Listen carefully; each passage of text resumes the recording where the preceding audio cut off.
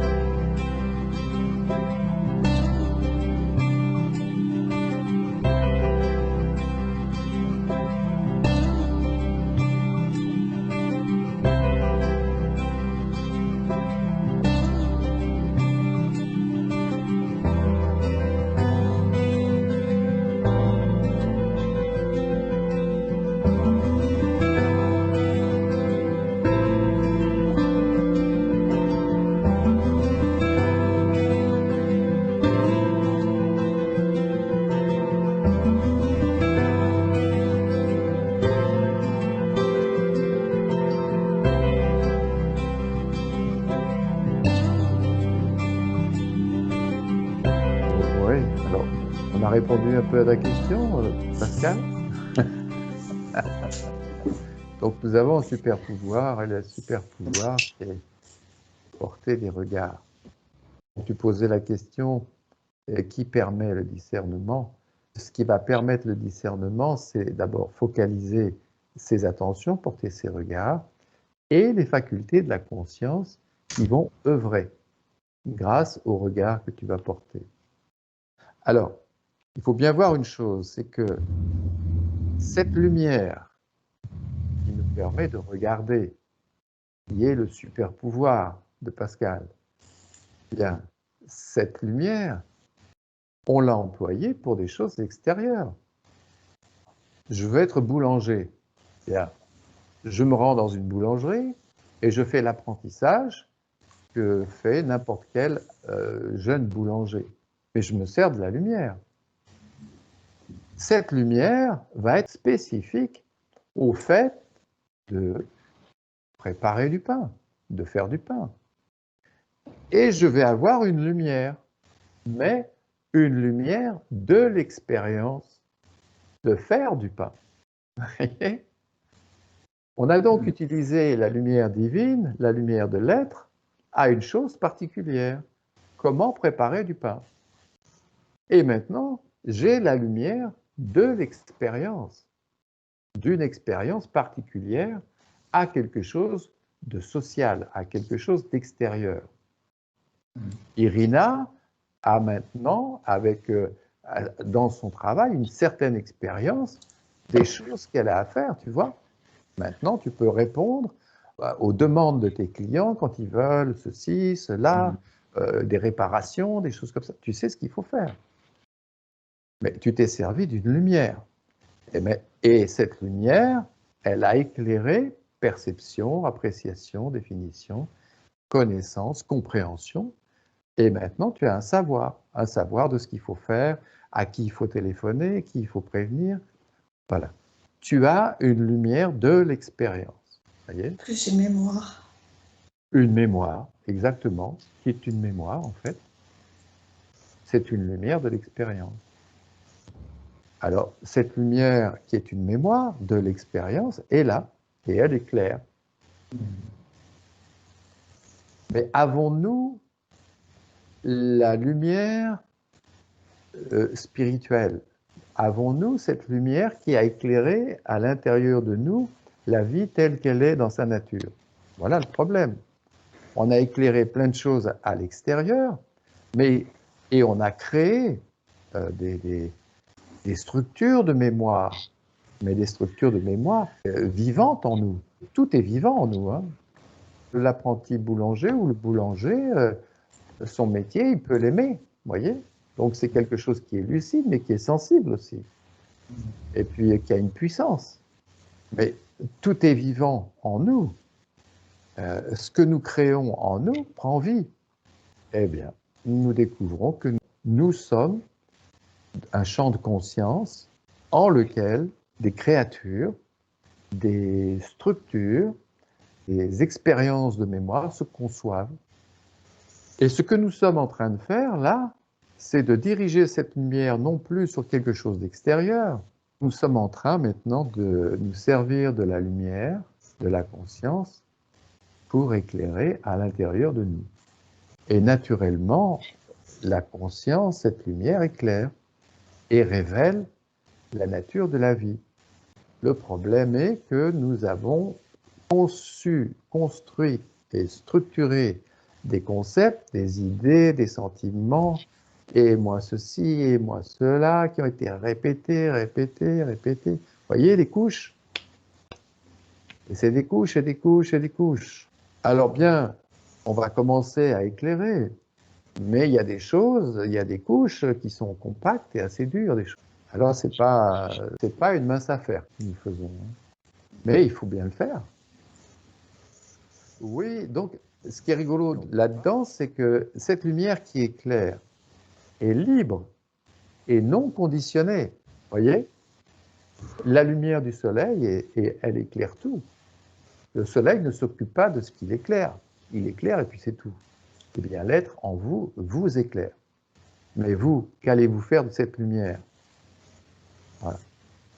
Ah oui, moi je me suis servi de la lumière pour être médecin, pour être agent de sécurité, pour être prof d'anglais, pour être... Donc, il y a une lumière libre, mais il y a une lumière, la lumière de l'expérience. Vous voyez? J'ai expérimenté telle chose, maintenant j'ai une lumière de telle expérience. Voilà. Et c'est rigolo parce que une fois j'étais chez mon dentiste et il a beaucoup d'expérience et il est très compétent. Ah, je lui dis, docteur, vous avez vraiment la lumière en vous. Il me dit, non, non, non. Il me dit, vous avez la lumière en vous. Parce qu'il doit savoir un petit peu, voilà. Alors je dis bien, vous avez la lumière de l'expérience. Il me dit, ah oui, ça je veux bien. Et je me suis dit, il a vraiment perçu quelque chose, quoi. Il a perçu qu'il a la lumière de son expérience de dentiste. Voilà. Mais pas forcément d'autre chose. Hein. Mais pas forcément d'autre chose. Ce qu'il a dit, c'est il y a quelque chose quand même là-dedans. Il perçoit qu'il y a une lumière qui est au-delà de la lumière de son expérience de dentiste, qu'il y a quelque chose derrière. Voyez? Donc la lumière de l'expérience, on pourrait dire c'est une lumière structurée, voyez? Qui nous sert à vivre au quotidien. Exactement. Pratique. Pratique. On peut aller se préparer à manger, on peut allumer la télé, on peut aller faire des courses, on peut conduire la voiture, on peut prendre le train, on peut, voyez, on peut faire notre travail. Cette lumière est là. C'est une lumière de l'expérience. Mais il y a une lumière derrière, libre. Voyez. Alors, le moi, lui, s'approprie bien souvent la lumière de l'expérience. Il dit, moi, je sais faire ceci, moi, je sais faire ce... On peut dire, si on le dit en étant conscient que c'est pas nous, ça va. Moi, je peux dire, oui, je sais conduire une voiture. Mais maintenant, si je me l'approprie et que je me dis, ouais, mais c'est moi, et moi, je sais conduire une voiture quand même. Là, on est dans une erreur. Ben oui, mais on a construit un personnage pour pouvoir évoluer en société. Oui. Et puis après, on nous dit, ben non, mais ça, c'est pas bon. Non, c'est pas bon parce que le grand personnage, il s'approprie tout, lui.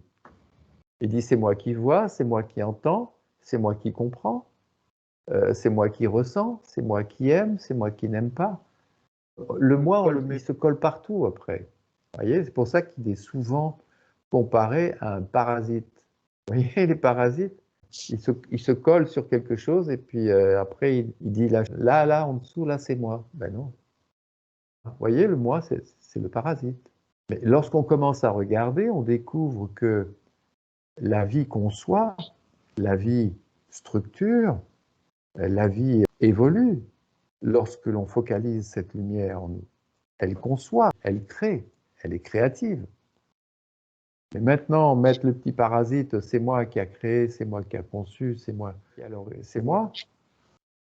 non. Là, ça va plus. C'est qui pousse d'avoir l'expérience?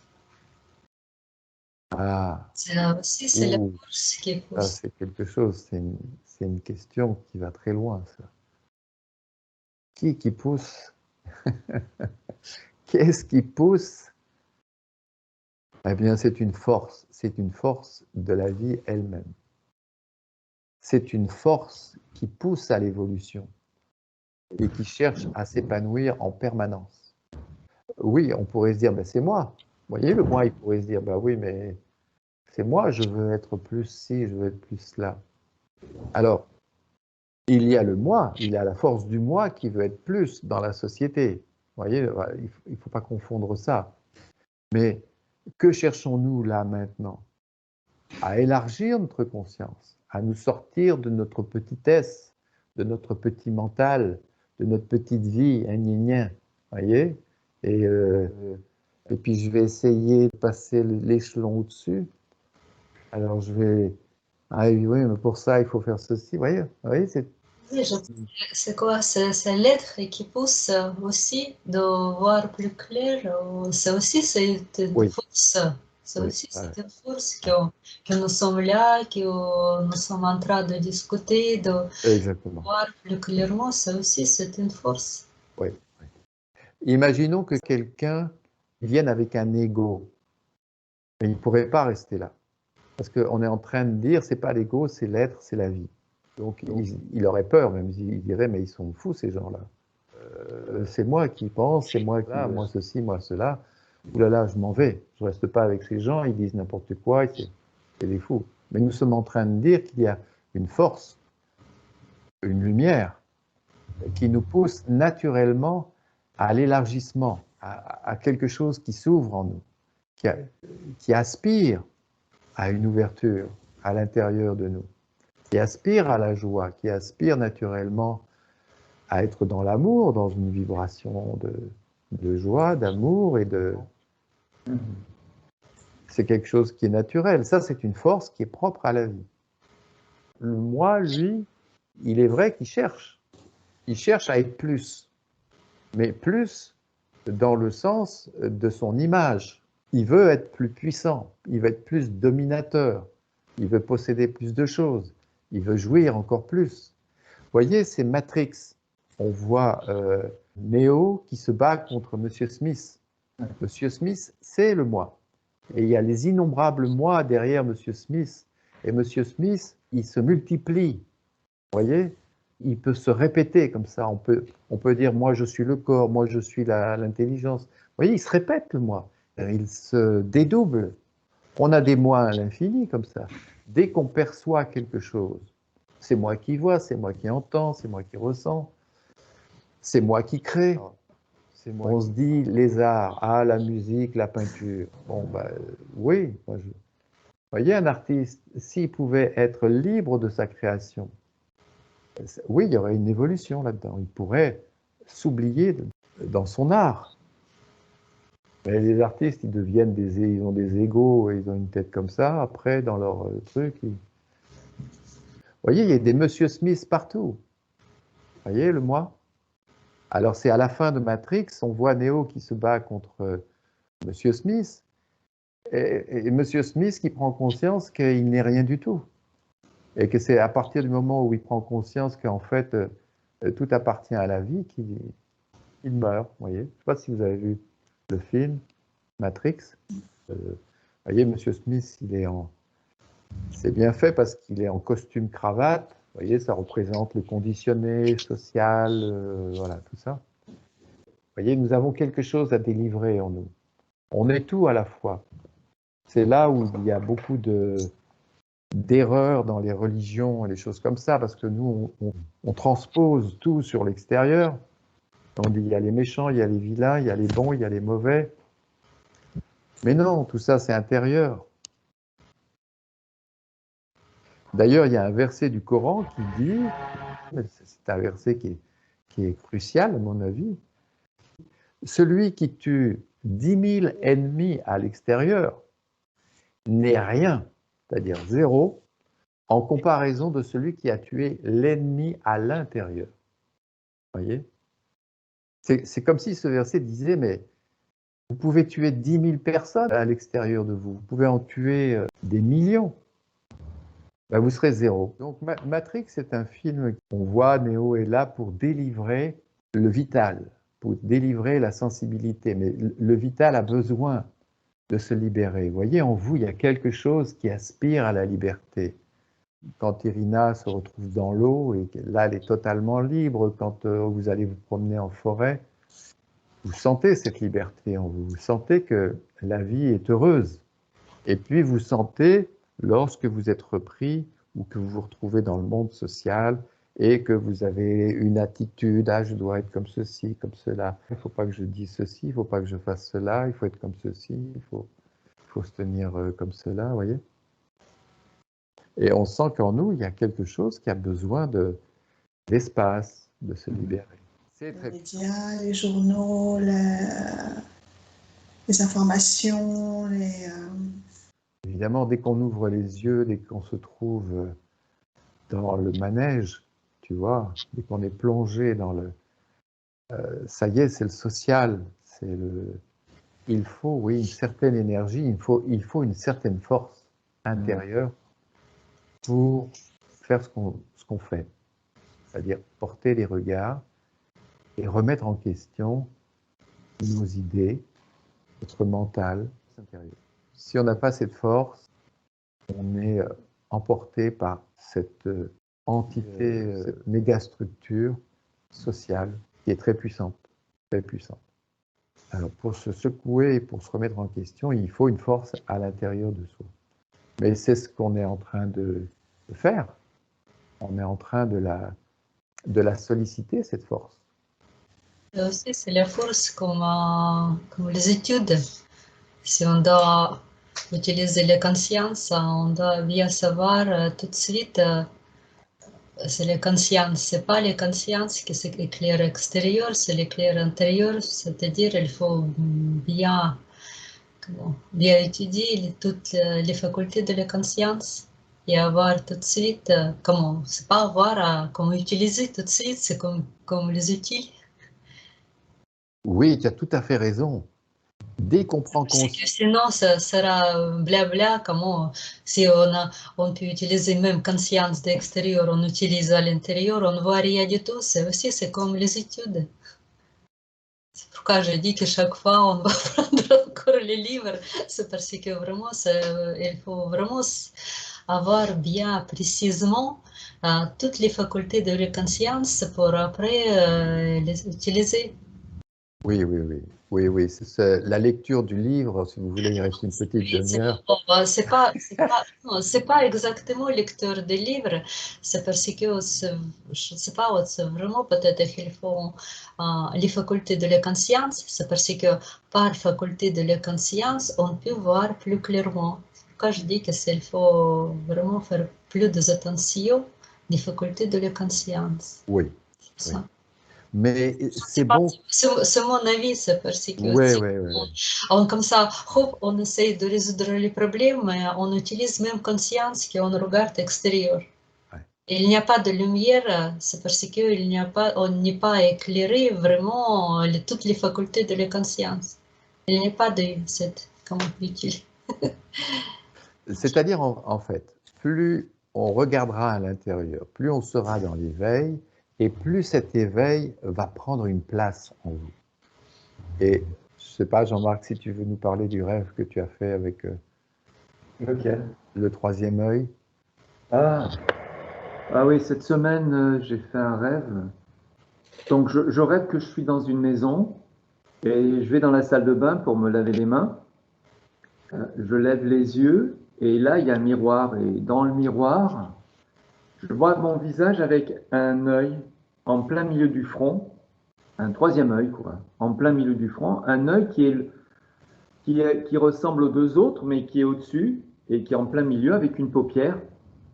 Et cet œil est ouvert et me regarde. Et aussi, les deux yeux qui sont là, ils sont décalés sur le côté. Ils ne sont pas au même endroit du visage. Donc il y a le troisième œil ici, et ils sont décalés sur les côtés du corps, et ils regardent comme ça, quoi. Voilà. J'avais jamais rêvé, parce que Jean-Pierre en parle dans certaines vidéos, mais j'avais jamais fait ce rêve. Il disait on peut le voir à un moment donné. Et puis dans ce rêve, pour la première fois, j'ai vu mon visage avec le troisième œil, mais le même que les deux autres là, mais au-dessus, avec une paupière et qui est ouvert et qui me regarde. Et j'ai pas trouvé ça bizarre dans le rêve. C'est ça qui est étrange. Ce que j'ai trouvé bizarre, par contre, c'est que les yeux physiques soient décalés. Soient décalés sur les côtés du visage. C'est pas là, mais là. Et par contre, dans le rêve, j'ai pas été étonné de voir le troisième œil. Voilà. Oui, c'est vraiment intéressant parce que les yeux physiques, eux, sont mis sur les côtés. Ça veut dire qu'ils deviennent accessoires. Mais l'œil principal, c'est le troisième œil, qui lui est au milieu. Voyez, c'est un petit peu dans son rêve, comme si son rêve lui disait tes yeux physiques sont des accessoires, ils te servent bien. Mais l'essentiel, c'est le troisième œil. Et le troisième œil, vous êtes en train de le concevoir là maintenant, il est en train de s'ouvrir. Vous voyez, on dit concevoir, mais ça serait plus juste de dire s'ouvrir, parce que nous l'avons tous en capacité, nous l'avons tous potentiellement. Tous les êtres humains ont un troisième œil, mais le problème c'est qu'il est fermé, il n'est pas ouvert. Et à partir du moment où on commence à prendre conscience des états d'être à l'intérieur, un œil, mais un œil véritable, commence à s'éveiller, à s'ouvrir, vous voyez, comme les yeux d'un bébé qui commence à s'ouvrir, et puis et ça va être de plus en plus simple et facile de voir les états d'être à l'intérieur.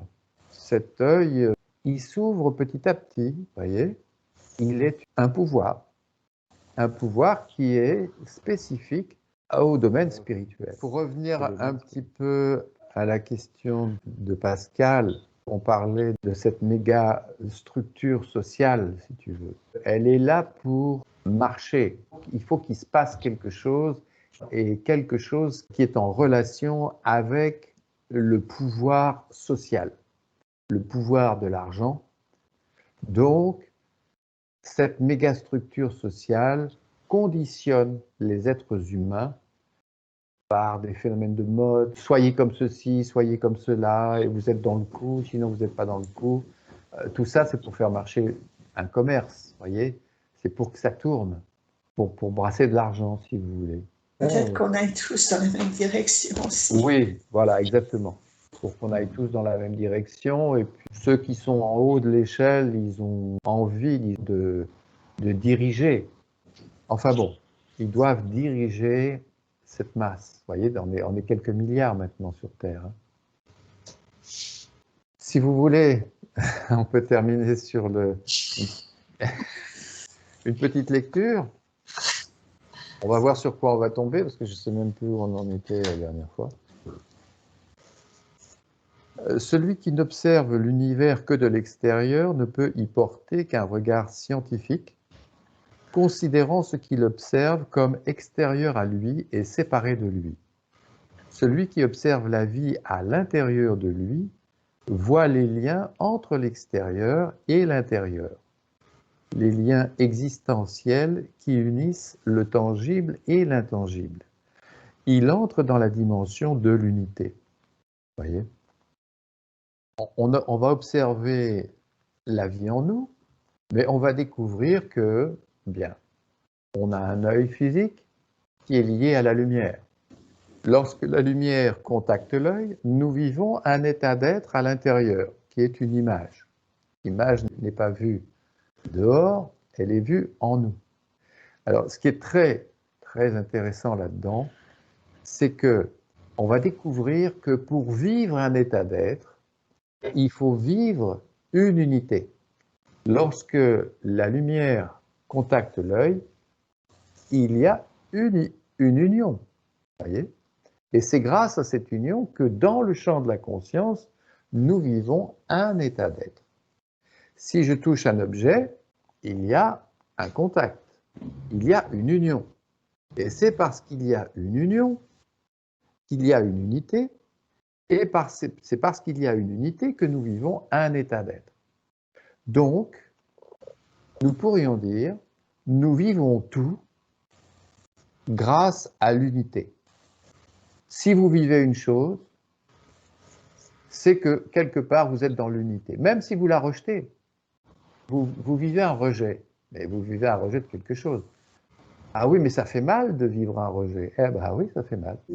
La sensibilité vous parle et vous dit, moi je vis quelque chose, mais ça me fait mal. Et qu'est-ce qui me fait mal? C'est un rejet. Et l'idée de la division me fait mal. Parce que moi, je vis tout dans l'unité. On vit dans quelque chose, on est dans une unité, et on vit quelque chose dans le champ de la conscience. Et maintenant, vous vous énervez contre quelqu'un. Vous vivez un rejet. Vous le vivez dans l'unité. Vous n'avez jamais été double. En fait, tu veux dire que sur le plan physique, il y a une union. Au niveau sensoriel, mental, Voilà. il y a une union, une unité. Oui. Et alors que mentalement, il y a une division. La division est mentale, alors que dans la réalité vécue, sensorielle, visuelle, on est dans l'unité. Que vous le vouliez ou non, vous vivez votre haine dans l'unité. Oui, il y a deux pôles. Il y a deux pôles. Il y a deux pôles, exactement. On est à la page 244. Hein. Nous observons l'univers, les étoiles et voyons le cosmos. Vous voyez ? On ouvre les yeux et on peut étudier le cosmos, voir le cosmos. Mais fermons les yeux. N'avons-nous pas en nous un cosmos, une nuit aussi profonde que le cosmos lui-même? Vous voyez? Si on ferme les yeux, il y a quelque chose d'obscur. On a un cosmos à l'intérieur. Il y a une nuit en nous. Il y a une nuit à l'extérieur. Il y a des petites lumières. Il y a une nuit en nous, mais il y a des petites lumières aussi. Des fois, on pense à une chose ou on ressent quelque chose. N'y a-t-il pas en nous une lumière, un témoin conscient de la nuit? Si nous pouvons affirmer qu'il y a une nuit en nous, c'est qu'il y a un témoin conscient d'elle. Vous voyez? Vous fermez vos yeux, vous dites « Ah, il y a la nuit ». Mais qui vous dit ça? Parce que vous êtes conscient qu'il y a une nuit. Il y a donc une nuit, mais il y a aussi la conscience de la nuit. Il y a quelque chose en vous qui est témoin de la nuit. Sinon, vous ne pourriez pas l'affirmer. Vous voyez? Il y a donc autre chose que la nuit. Il y a le témoin. Le témoin n'est-il pas une lumière? Le témoin n'est-il pas celui qui est conscient? Voyez? Je ferme les yeux. Il y a une nuit. Mais il y a la présence d'un témoin qui est conscient de la nuit. Sinon, je ne pourrais pas l'affirmer après avec mon mental. Plus nous nous tournerons vers l'intérieur, plus nous verrons que le témoin est une lueur de l'être, un aspect de son rayonnement. Nous découvrirons également que l'être absolu est le soleil de notre vie. On va découvrir ça lorsque le mental obscur sera totalement dégagé, sera bien dégagé. On sentira une énergie, une lumière incroyable nous traverser, nous traverser, nous traverser. On découvrira que ce rayonnement vient d'un centre qui éclaire notre vie, mais tout le temps, tout le temps, tout le temps, comme un soleil. Ce qui fait que c'est parfaitement comparable à un système solaire, un soleil qui rayonne sa lumière. Eh ben, en nous, c'est pareil. Pour vivre un état, sensation, sentiment, pensée, intellect, nous dépendons de la lumière de l'être et de la structure qui l'éclaire. Ce que nous vivons et ressentons en nous est le reflet des états d'être manifestés dans le champ de la conscience. Autrement dit, si la lumière de l'être en nous éclaire les sens, nous vivons les sensations dans le champ de notre sensibilité, dans le champ de l'âme. Vous voyez, c'est pas très compliqué, on le voit bien. Si maintenant on est en train de manger et on est dans un bon plat qu'on goûte, vous voyez, on est dans le goût. Et on voit bien qu'en nous, la conscience est focalisée dans le goût, dans le fait de manger. Si la lumière maintenant éclaire le mental, nous vivrons nos pensées, des sentiments dans le champ du mental. Si maintenant on éclaire la mémoire, des images, on pense à nos parents, on pense à ci ou à là, eh bien on va vivre ce que la lumière éclaire. C'est la lumière qui donne vie à tout. L'être est le soleil en nous, et l'âme est l'espace, le cosmos. Dès que la lumière éclaire, nous vivons un état d'être. Et c'est grâce à un espace, à l'espace de l'âme, que nous vivons la chose sensiblement, que nous la vivons dans une sensibilité. Les structures psychiques créées dans notre dimension intérieure sont comparables aux planètes du système solaire.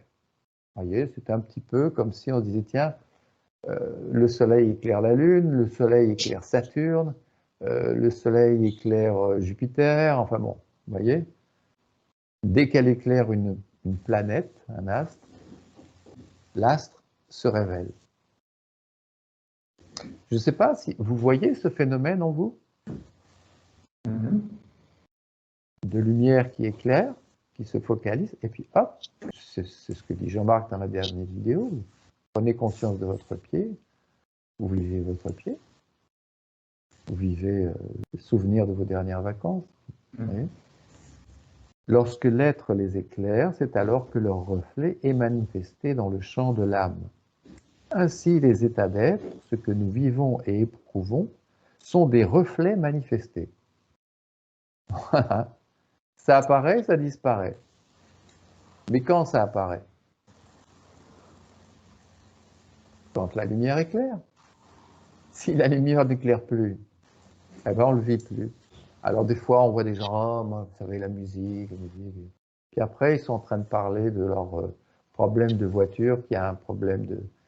Tout à l'heure, vous parliez de la musique, maintenant vous parlez de votre problème de bagnole, qui a un problème d'embrayage ou de...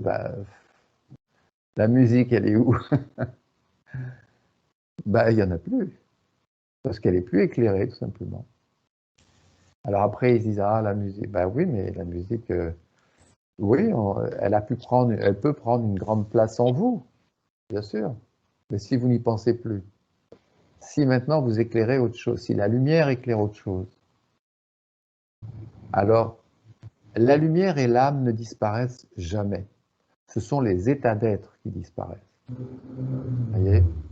C'est ce que vous vivez. Vous le vivez au moment où vous le vivez, et puis après, vous vivez autre chose. Vous voyez? Le corps est une structure grossière et figée relativement à la lumière subtile qui éclaire notre vie. La lumière peut parfaitement se retirer d'un champ de conscience, tel le corps physique, et se donner au champ de conscience, tel le mental. Voyez, vous pouvez vous donner à votre corps physique, et là vous vivez vos sensations, ou vous pouvez penser, et là vous vous donnez à la mémoire, le mental. Nous pouvons quitter complètement le plan physique pour nous évader dans un monde mental totalement imaginaire. Nous devons cela à la lumière de conscience qui se donne et se retire. La conscience, elle, est toujours libre. Oui, la conscience est libre, vous voyez, ce phénomène-là est libre. On pourrait dire, c'est l'individu qui n'est pas libre à certains moments parce qu'il s'est attaché à certaines choses.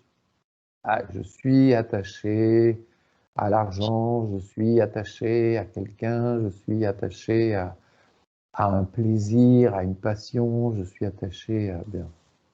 Mais ce phénomène de lumière qui éclaire et qui se retire pour éclairer autre chose, ça c'est libre.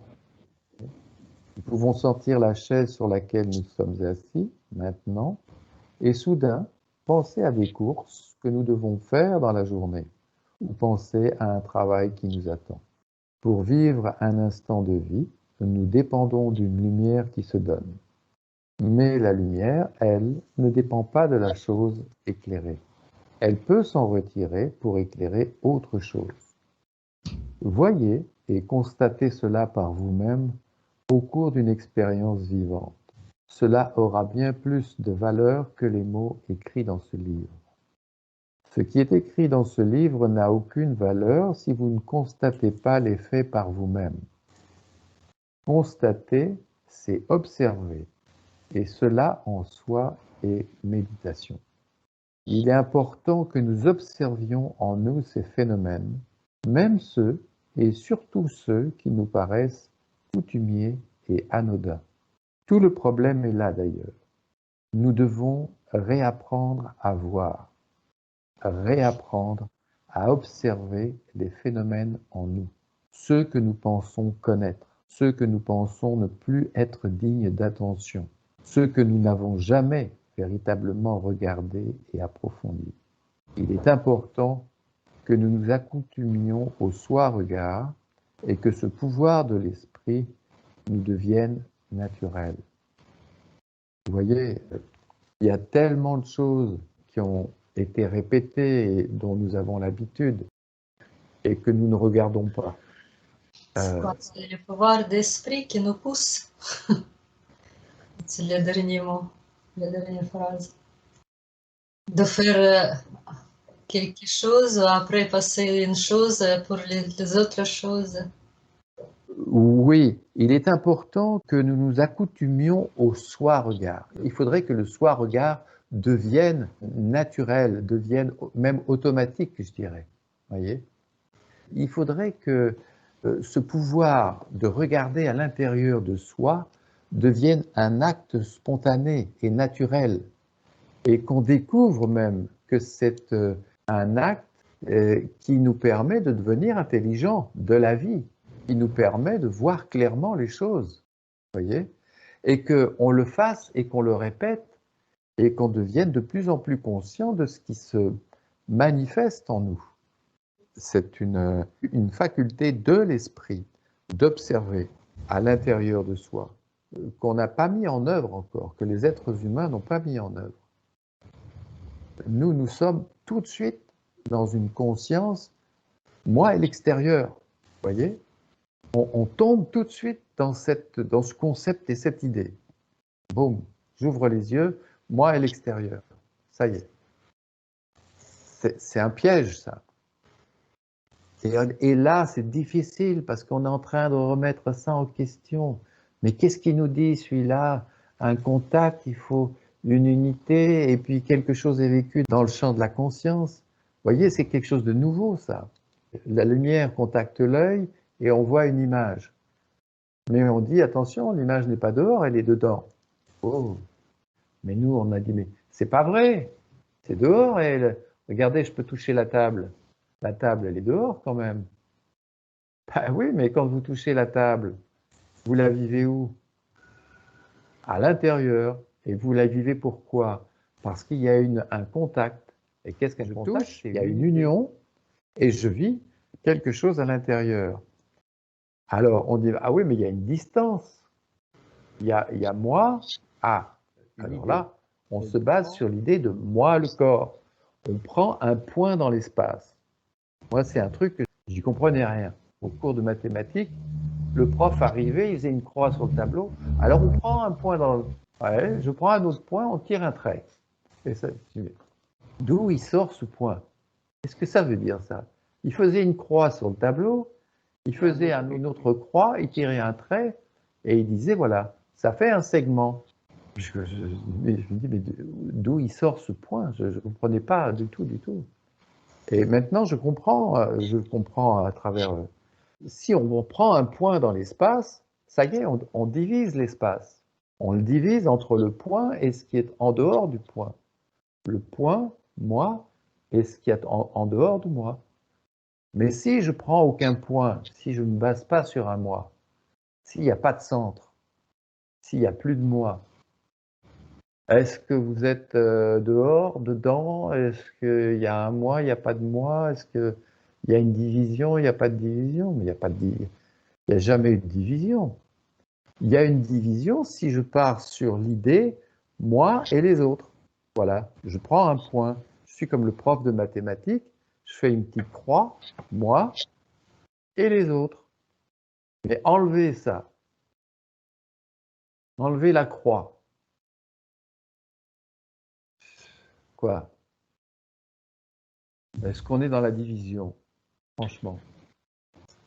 On est dans la division? Non. Il n'y a pas de division, il n'y a que des contacts. Il n'y a que de l'union. C'est parce qu'on est en union qu'on peut se vivre maintenant. Il n'y a pas de division. On vit rien dans la division, c'est pas vrai. On peut vivre le concept de division, oui. Moi et les autres. Ah, maintenant je prends un point, moi, mon corps. Vous voyez, tout est basé sur l'idée moi, le corps. Moi, mon corps et les autres. Voilà, maintenant il y a une division. Alors, tout le mental, toutes nos pensées ont comme base cette base. Moi et le monde en dehors de moi. Et c'est tout. S'il n'y a plus cette base, on ouvre les yeux, vous voyez, on est témoin, on est là, on vit. Il n'y a plus de division, il n'y a plus de moi et l'autre, il n'y a plus de... Nous avons dans le champ de la conscience quelque chose qui nous permet de discerner.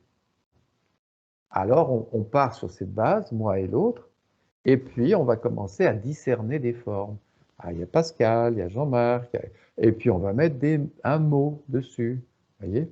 Et tout ça va dans le champ de la conscience isoler de plus en plus les formes et les objets à l'extérieur.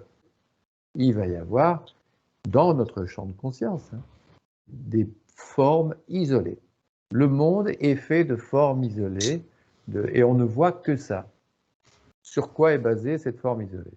Elle est basée sur une notion de moi, le corps, et le monde. Après, il y a un discernement, on voit des images différentes, puis on donne des noms aux images, Jean-Marc, Pascal, Irina, vous voyez, l'ordinateur, la table, les lunettes, le verre. Et dans notre esprit, tout est isolé. Oui, mais fondamentalement, est-ce que nous vivons les choses isolément? Là, on remet tout en question. Ben, ça va. Voilà, Ça fera son chemin de toute façon. Oui, ça va faire son chemin. Oui. Ça va faire son chemin de toute manière, même si tout n'a pas été vu. Petit à petit, ça va faire son chemin. Ça marche comme ça aussi. Vous entendez des choses, vous les avez entendues, donc elles sont en vous maintenant. Et à un moment donné, il y aura naturellement une perception dans l'expérience de ce qui a été dit. On peut déjà voir que quand il n'y a pas le moi, quand le moi n'est pas là, c'est beaucoup plus libre, le champ est beaucoup plus ouvert. Il n'y a rien à porter, il n'y a rien à... Donc il n'y a pas d'écran entre soi et le reste quand il n'y a pas de moi. Le problème, c'est que le moi, il revient, il ne sait pas faire.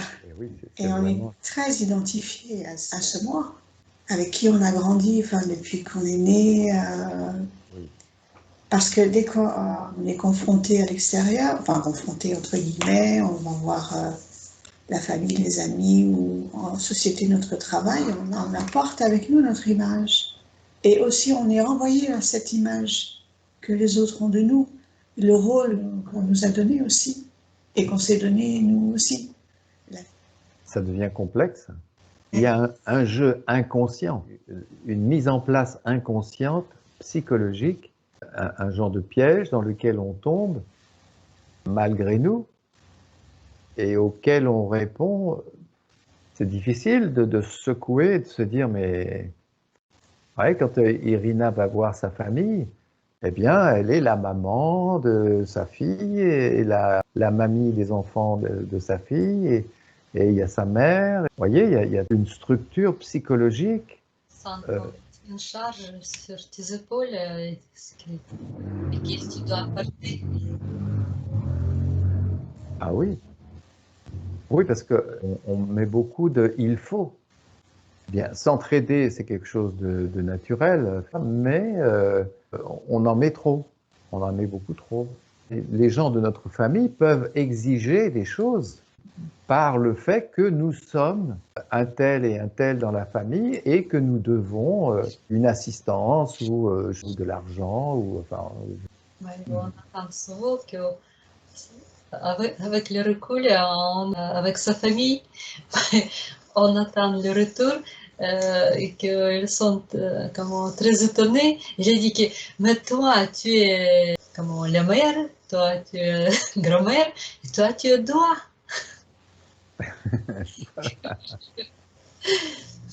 C'est un conditionnement social, familial. Voilà, les parents des parents, les enfants, les petits-enfants, et chacun doit quelque chose à quelqu'un, et chacun doit...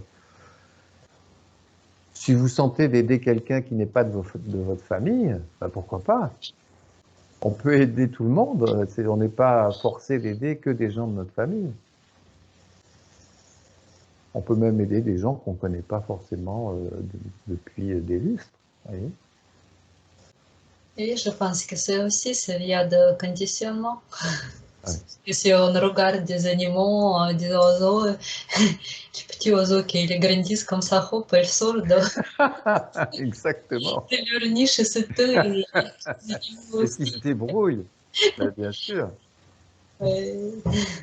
Une mère et ses petits, à un moment donné, elle les rejette et puis débrouille-toi, quoi. Oui, c'est des conditionnements qu'on a mis dans la tête. Oui. Je voulais poser cette question. C'est quelle force nous pousse toute la journée, on fait beaucoup de choses. Oui. Mais c'est la force aussi de conditionnement. Il y a du force. Oui. Il y a une force et c'est qui nous dirige de faire tout. Qui nous dirige? C'est programmé. Ça aussi, je pose des questions. Tu veux que je te dise ce qui nous dirige? Oui. Je vais te le dire, ce qui nous dirige. La peur. Oui. Les peurs. La peur de rester à même niveau, de ne pas tomber et de Toutes les peurs. Toutes les peurs. peur. Ouais. Il n'y a que ça. Dès qu'on est tourné vers le divin, dès qu'on est vers l'être, on peut attraper une maladie, un cancer, n'importe quoi. On peut être seul ou c'est balayer tout ça. Dès que vous découvrez l'être, tout peut arriver, il n'y a plus aucune peur. Parce que nous sommes coupés de notre source. Il n'y a que le moi, il n'y a que moi. Voyez, moi et les autres, moi et la vie. Alors on se sent isolé. On est isolé, on est isolé, on est isolé. Et c'est quand on a ce sentiment d'être isolé qu'on a peur. Alors on dit, il y a le social, il y a le conditionnement, il faut faire ceci, il faut être aidé par la famille, il faudrait... Mais plus on découvre l'être, notre source, mais il peut arriver n'importe quoi, c'est pas... D'ailleurs, on comprend que c'est lui qui organise tout ça, c'est une organisation. On doit vivre ces expériences. Mais qu'est-ce qui nous pousse? Ce sont les peurs. Si tu regardes simplement la première décharge de puissance qu'il y a au fond d'une réaction, c'est une peur, c'est la peur. Et on se dit, mais pourquoi j'ai aussi peur que ça? Parce qu'on est coupé de notre source, on n'a pas conscience d'elle, on n'est pas en connexion avec notre source. Plus on va découvrir l'être en nous, et moins on aura peur. On ne voit que ce qu'on nous a mis dans la tête et que notre conditionnement. Et pour nous, notre sécurité, c'est notre conditionnement. Ce sont les choses auxquelles on est attaché et qu'on nous a mis dans la tête. Il faut la sécurité sociale, il faut ceci, il faut cela, il faut la famille, s'entraider, voilà. Tout ça, ce ne sont que des choses extérieures à nous. On ne compte que sur elles et on ne voit que ces choses. Alors, on ne dit pas que c'est rien tout ça, mais découvrez votre source et vous verrez que vous dépendez C'est elle qui est l'essentiel. La prochaine fois, on va regarder vraiment le feu. De quoi il se compose.